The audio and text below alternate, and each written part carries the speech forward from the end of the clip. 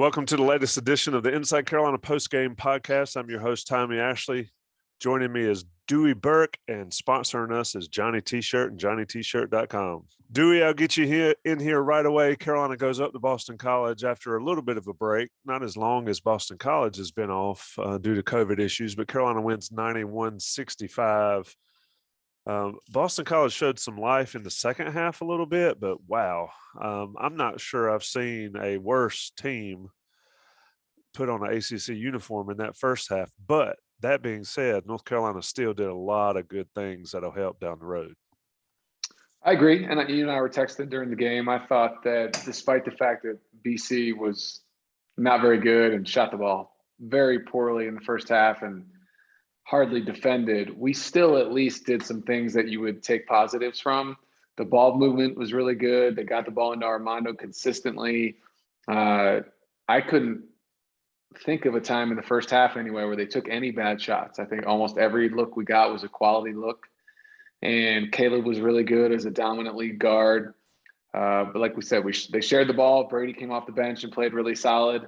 And we got into our bench, which people are going to be happy to see and talk about. But look, let's not call it anything but what it was. BC's not very good. I can't figure out how Notre Dame lost to that team. But Notre Dame was down 30 to that team. Yeah, which I can't really understand. But look, guys played well. They pounded a team they should have pounded, but they did it looking like they should have done it. They didn't really get lackadaisical. BC had to make some shots in the second half, which to your point, they looked a little bit better. But I thought it was a workmanlike effort, solid. And the things I was happy about were the things we highlighted earlier: the ball movement and the way they really didn't take any careless shots.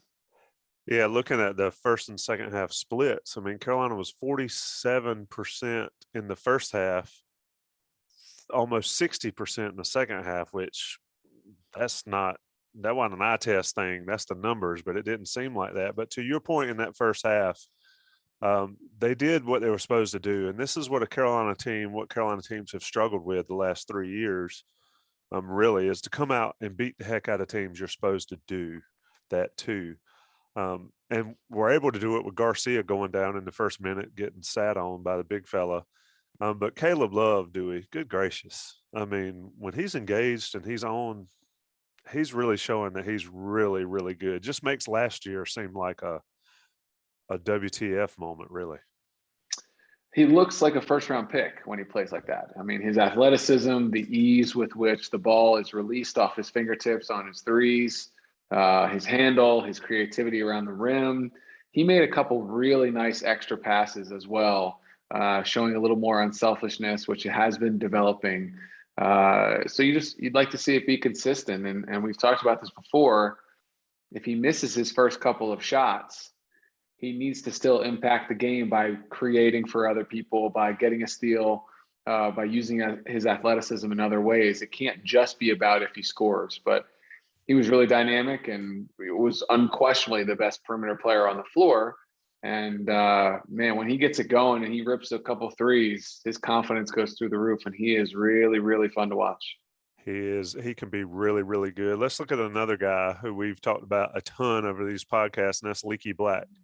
0 points, 0 field goals, 0 free throws, 6, 5, 1, and 1, plus 18 on the board. That's the Leaky Black Carolina basketball needs, don't you think? It is.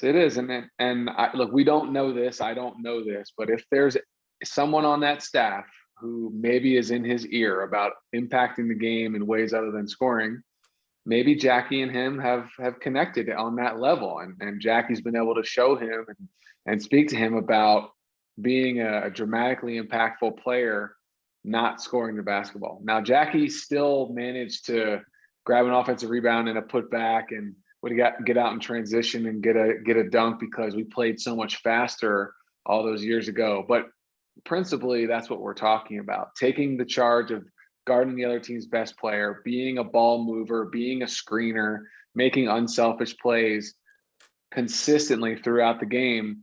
You get to a point where you're not sure why Leaky wouldn't be on the floor, because you don't have to feel like he has to get his shots to be impactful. And we just talked about that Caleb might be that way, that he's got to be in the flow offensively and make shots to be impactful throughout the course of the game. And Leaky's not playing like that at all. So maybe Jackie is mentoring him in some way, but he's been really solid. You can't say anything negative about him. And there were probably a couple times he could have taken some open jumpers, but he didn't. He just kept the ball moving, and we ended up getting an even better shot. So nothing negative you can say about the way he's playing. Yeah, exactly. I remember we used to talk about Bryce Johnson back in the day and said if he wasn't scoring, he wasn't offering anything until later in his career. Now Leaky's able to do that. Yeah, I mean, to go where we hammered him, the message boards hammered him, the fan base hammered him, and now he's becoming that guy that every team has to have. And it's fun to watch him facilitate, make some good passes, play some good defense. It'll be interesting to see his defense on some upcoming games, particularly Seaborn against NC State and those type games. He's very important for this team. Manic and RJ Davis have another big game. Who did you see, or what did you see player specific wise in this one, maybe that stood out that we haven't talked about? That we haven't talked about? Well, I think highlighting Leaky was a fair thing to go to, just because you take no field goal attempts and yet you can speak positively. You're obviously doing things that are unselfish, and he did that. I thought Brady was really good. It was nice to see him hit a couple threes in rhythm, because as good of a shooter as he is, I don't feel like he's made as many of late, or maybe it just feels that way. Mondo hitting a three, that was nice to see, just his versatility showing itself. I like to see that we have multiple ways that we can hurt you in terms of whoever has the ball between RJ and Caleb. They're both showing the ability to create. They both got to the rim. They both shot the ball well. And so it really was an unselfish effort. I don't know that I can highlight one person that we haven't typically talked about, but the ball moved crisply. There were a number of possessions, 4, 5, 6 passes where we got great shots. And again, the defense wasn't putting up a lot of resistance, but sometimes in games like that, it can cause you can feel that as a player and as a team, and it can cause you to think, oh, these guys are hardly guarding us, I can go get my own. And we never did that. The ball continued to move. We stayed within ourselves, didn't force anything. And to your point about the eye test, I wouldn't have guessed we shot it even better in the second half. But I was happy overall with just how unselfishly we played. Excuse me. Yeah, if you look at the box, you got 22 from Love, 17 from Davis and Manic, 18 and 11 from Baycott. I mean, that's a four-headed monster that teams are going to have to deal with, and that's without Garcia doing a thing and Kerwin hitting one, went 2 for 7 from the field. The freshman got to play, so fans should be happy about that. Let's ask some questions off Twitter. I popped the tweet during the game and got quite a few, so I want to hit you up. And if you hadn't looked at them, I hope I don't blindside you too much. But let's go. Aaron Judge burner account. Yeah, I can't believe we got a Yankee fan on here. 2 road games and 2 blowout wins. Do you think this is more of an indication of how bad BC and Georgia Tech are and the ACC as a whole, or how good Carolina is and can be, or is it a little bit of both? I trend towards a little bit of both, but what's your take? Yeah, a little bit of both. I don't think Georgia Tech is awful. I mean, I think Boston College is not good. Georgia Tech, I think, will give people some trouble, and I don't care what year it is or when. It's hard to win in Atlanta. It always has been.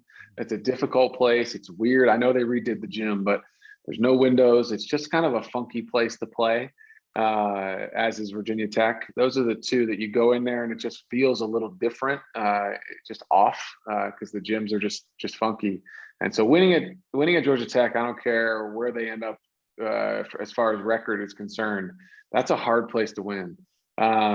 Today, I think it was probably more that Boston College is just not very good. But again, I want to stay focused on the way that we beat them by 30.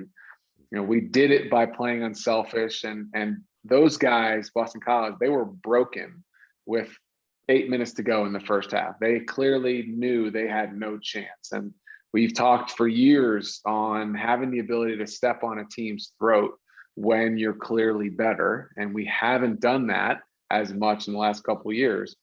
They did that today. So that matters. That part of it is important, even though Boston College isn't any good. That part of it, how we beat them and how we kept the lead and didn't really have lapses where all of a sudden it's an 11-point game or an 8-point game. You're like, how is this game this close? That never happened, and I think that's important. Yeah, we talk, Sherelle McMillan likes to talk about the how versus the what and versus the why or whatever. I think the how, the way you pointed out, is more important here, how Carolina was able to play. Gregory Hall, Inside Carolina's Gregory Hall, asks, what does Dewey think about some of the new offensive plays / wrinkles? I love the flare screen by Kerwin to get Brady an open look. Also, a lot of ball screens with not a roll or a pop, but rather a drive and find the shooter or finish at the rim. Did you see anything differently from Carolina than you've seen thus far this season? And what do you like about the offensive system thus far? I guess we're 12 games, 13 games in. Well, we're playing more to our personnel, which you have to do because we're not like the teams of Coach Williams' past, where there was definitively a number of guys that you would say he's got to get touches on the block. And even last year, when we had Dayron and Armando and Walker, more traditional post players, despite what Walker wanted to be or thinks he can be, he was still more of a traditional post player. We had 3 of those last year. We have had many seasons where we had 4 or even 5. The reality of this roster is we have 1. And so we play that way. We truly play predominantly with just 1 post player. And then you see sets like the horn set where the 2 bigs are up on the elbows extended and the point guard can make a decision on whose ball screen to use, where you're actually 5 out, where there's nobody in the paint, which is dramatically different than anything we ever did with Coach Williams. So we are playing a little bit more of a perimeter-oriented game dictated by our roster. We talked on this podcast, 2 of our bigs, Dawson and Brady, are more perimeter-focused. And so if you can think about, and we don't do it a lot, but lineups where our bigs are Brady and Dawson at the same time, you're going to see us playing some 5 out. When we went small tonight, because Dawson was hurt, and when Mondo was getting a rest and Brady was at the 5, Leaky at the 4, we played a lot of 5 out. And the ball was moving crisply. And so that's just a complete departure from Coach Williams' traditional 3 out, 2 in motion offense, and even the way we ran our secondary. So he's right, more rub screens, more flare screens, more dedicated sets to get guys open threes, which we just didn't do as much with Coach Williams. Even our box sets, the first and second look were into the post, and then and only then would it end up perhaps in a 3-point shot. So a lot of differences, and again, playing to our personnel, and it's why we're the second best 3-point shooting team in the conference right now.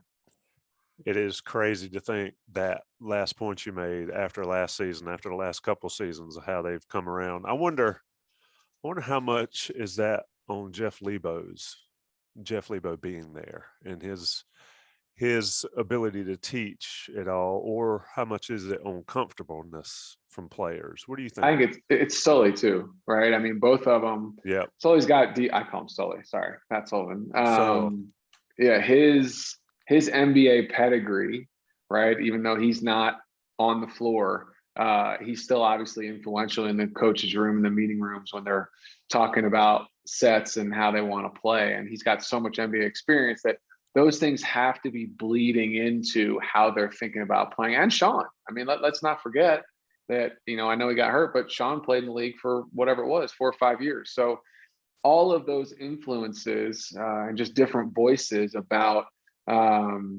perhaps modernizing the way we play.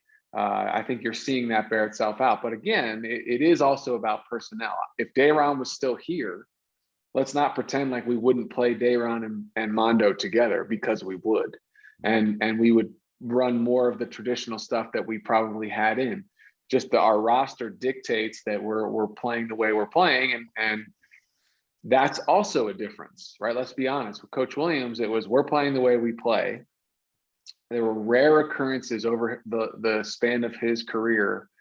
One of the times you think about it is when we were so injury, snake bitten, and small when PJ Hairston played the 4 for extended games in the second half of that season. and we just had to play small. We had no choice. But by and large, you think about all the seasons of coaches, we played the way we played. Here we are, secondary break, box, motion, 3-out, 2-in. We're better, try and stop us.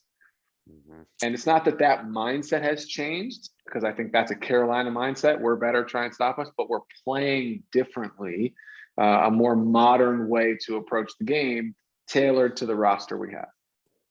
Let's get one more question in before we get out of here. Carolina wins 91-65 at Boston College. This is a pretty good question here. I have to give this person, styling linguist, the credit for it. We often hear about players getting up shots in individual practices, but does anyone do extracurricular defensive work?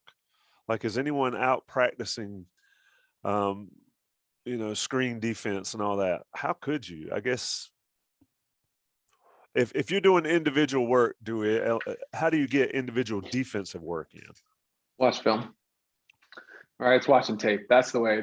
The defensive work that you can do individually is sitting down with your coach and understanding mistakes that you may have made in certain situations, or watching old film of other guys doing certain things.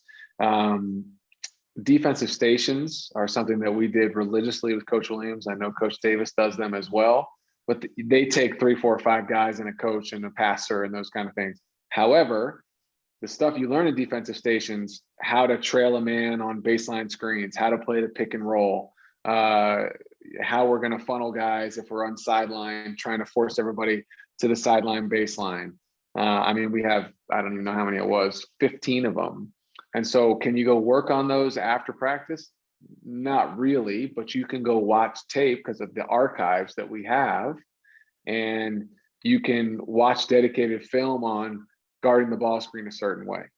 And so if a guy was interested in getting in extra work on the defensive end, that to me is how you grab a coach and say, hey, Lebo, can you sit with me after practice for 20 minutes and can we go through some defensive principles? Because I'm just not grasping this specific principle. That to me is how you do that. He highlights a good point. When you're working on individual stuff after practice, what is it? It's offensively, right? It's ball handling, it's shooting, 2-man game. Guys might go play 2-on-2 off on a side basket. So I guess there you can maybe do a little bit of defensive work, but that's my thought on that. That's interesting because that's something, quite honestly, I don't ever even think about getting defensive work in. I guess you could work on footwork and getting some slides in and all that stuff. But yeah, you're right. It's mostly offensive work on floor, defensive work on tape. Dewey, Burke, I appreciate you taking the time. It's been a while since we've talked. I hope we can get together again soon.